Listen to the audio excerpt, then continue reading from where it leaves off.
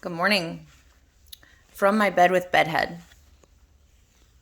We know I get messages. This message is about my own life. I've had some sort of epiphany or like a realization.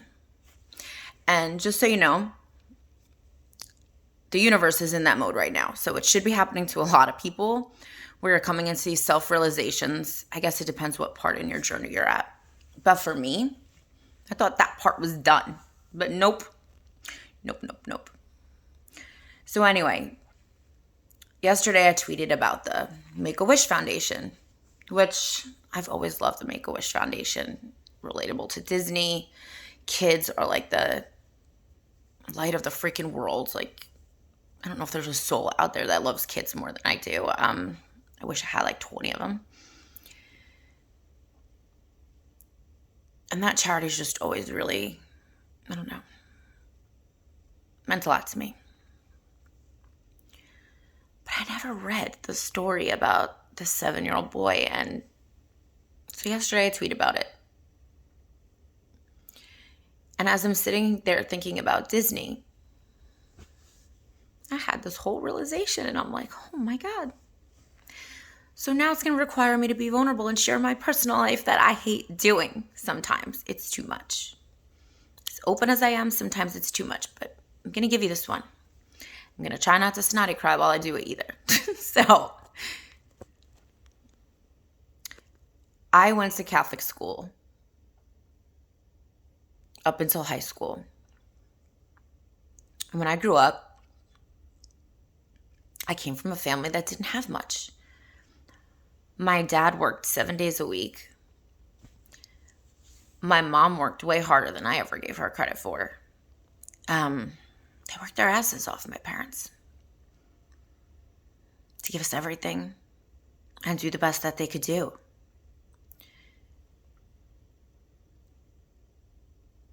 And I'm thankful for that now. I'm so thankful for that now. I'm even thankful for it then because honestly, back then, I knew I was different, but I didn't realize that I didn't have money. Like, I didn't realize. When you're a kid and you're innocent, you just think everybody kind of has the same life as you. Well, in this school that I went to, I just never felt like I fit in. It still triggers me to this day. I didn't fit in with any particular group of people. In that school, I was not the most Miss Popularity. It was not. It was like my more awkward stage. I also wasn't like nerdy. I was just like somewhere in the middle in my own category because I just belonged nowhere. Like, I had friends in every clique, but I just never felt like I fit in. And that stuff from childhood carries through to our adulthood. But because I still never feel like I exactly fit in everywhere, but now I know why I don't, and I love it.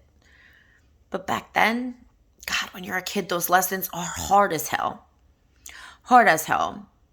And they hurt, and you think everything's your fault when you're a kid. That's the worst part about being a kid. You will blame yourself for everything and anything. And you beat yourself up. And I just thought everybody goes to school with uniforms on, and that's just normal life. But I would go to those kids' birthday parties. And I remember one of the girls had gold doorknobs in her house. And I said, wow,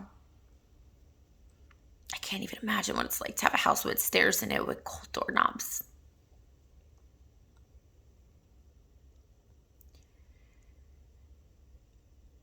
They had Barbie dream houses, and I loved Barbie. Barbie was my favorite, which actually causes a lot of trauma because I was never going to have long legs or blue eyes or blonde hair like that. So I was always like wanting to be something I wasn't, I guess, when I was younger, or something unattainable, which now that doesn't bother me. I love myself. I don't want to be no damn Barbie, okay? But those Barbie dream houses, I wanted it so bad. I always wanted one so bad. I built my own out of shoeboxes. I would have never told people that years ago. Now I'm proud of it. I was imaginative. I built my own out of shoeboxes. I would use like face rags and make rugs. And I would build things to make furniture. I made my own sort of dream house. But that feeling of, I don't know, like how come those other kids have it and I don't? I never asked my parents. I don't know. I felt like something was missing, right? So anyway, we lived in a small apartment, but it felt so big. And that was my favorite place I ever lived my whole life, still to this day. I wish I could go back there and knock on the door and those people would let me in the house. But I would spend my summers. Luckily, we had a pool there. So I felt like I had everything because in the summertime, we would go to the pool and we would go to the library a lot. I loved reading. It would make my imagination just go crazy. It just like some never-ending story type stuff. Like that was me. Believing that anything you want in this world, you can be. And you can have all your dreams come true. I would have amazing summers at the library and at the pool. And then I would be excited to tell my friends about it. And I would go back to school. You'd have those moments where all the kids are in the class. Try not to get emotional. But I would try to be like, hey guys, like, you know what I did this summer? And it was like all the other kids in the class, they had those little Mickey Mouse ears. Those damn Mickey Mouse ears. It was like every kid went to freaking Disney in the summer. All came back with their happy family photos. I've never been on a family vacation with my family. I still am salty about it to this day, and I yell at them. I made them pay the price. But I didn't realize why until like now. I would look at all those pictures of those kids with their families.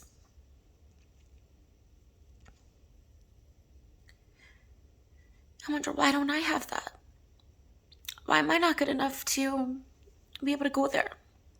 And I would watch the commercials. And it was like, whatever the song is, where dreams really come true. I guess that's when I started maybe not believing as much. And every summer, I would have the same summer. And every summer, they would have the same summer. And I'd go back and I'd see more pictures and hear the stories. See the commercials. Long story short, to this day, I haven't been to Disney. And the pettiest fuck universe. I could probably drive there in 30 minutes and I've never been to Disney. Because even at almost 40, and I'm going to be 40 in 2 days, Disney's unattainable. And I feel like I don't belong there. And I can feel like I belong in a room with anybody now. But Disney, I feel like I still don't belong there. Like I wasn't good enough for it, you know?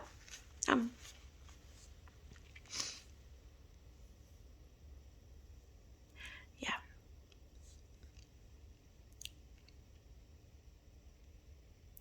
Just one of those self-realization epiphany type moments where you're like, holy crap.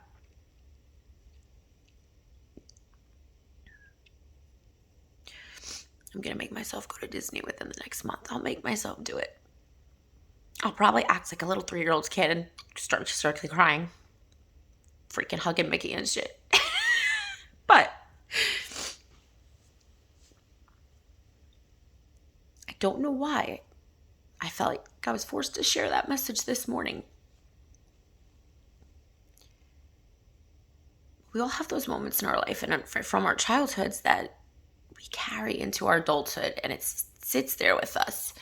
And I really have done some self growth. I mean, I think I'm worthy. I think I deserve the world. I know that I deserve that from friendships. I know that whatever relationship I'll ever be in next, like, he better treat me like gold and I'll treat him the same. Like, I would never settle again in my life for a crappy friendship or a crappy relationship with anybody. I know my worth. I know my value. But even with that, to still feel like I didn't belong at Disney just goes to show you that stuff sometimes is a little bit traumatic when you're a kid. And that's why I always say it's so important to watch what you do and say around kids. It really sticks with them.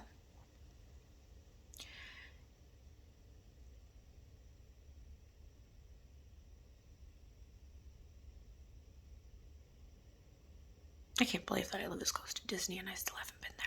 What the hell is wrong with me? So at 40, I shall go. I will take pictures, okay? I will find the ears. And I don't want new ears. I want vintage ones from the 80s, okay? If anybody has old ears, please send them to me. I want to take a picture like a little grade school kid with the damn ears. It's my dream. Stupid, right? But it's mine. It was my wish. That never came true.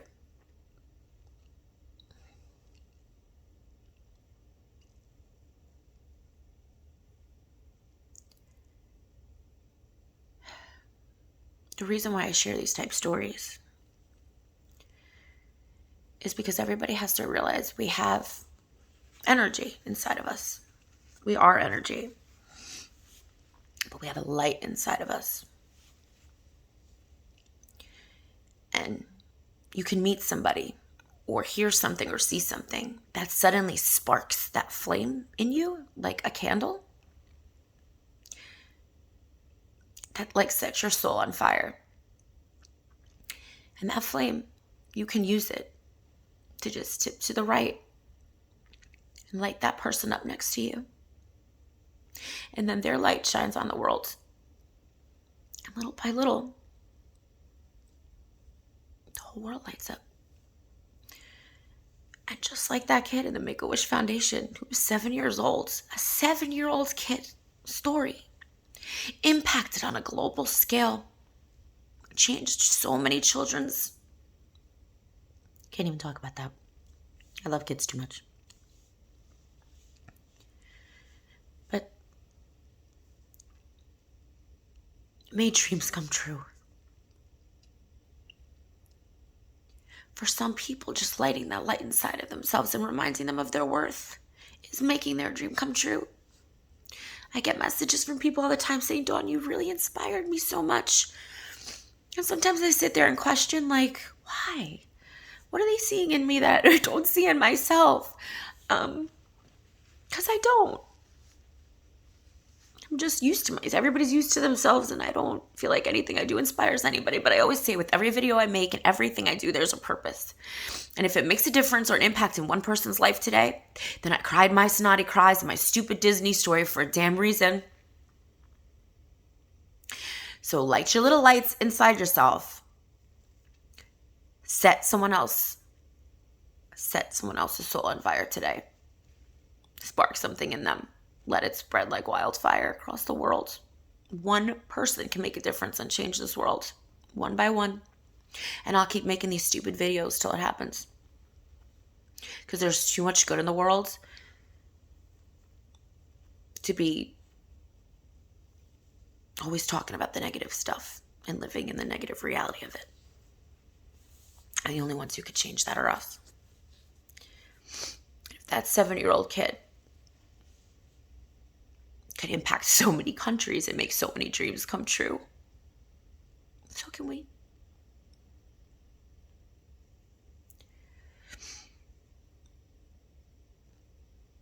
Make a wish. And make somebody else's wish come true today. Have a good day. And don't laugh at me about this video. I know what I look like. If it changes one person's perspective, it's worth it.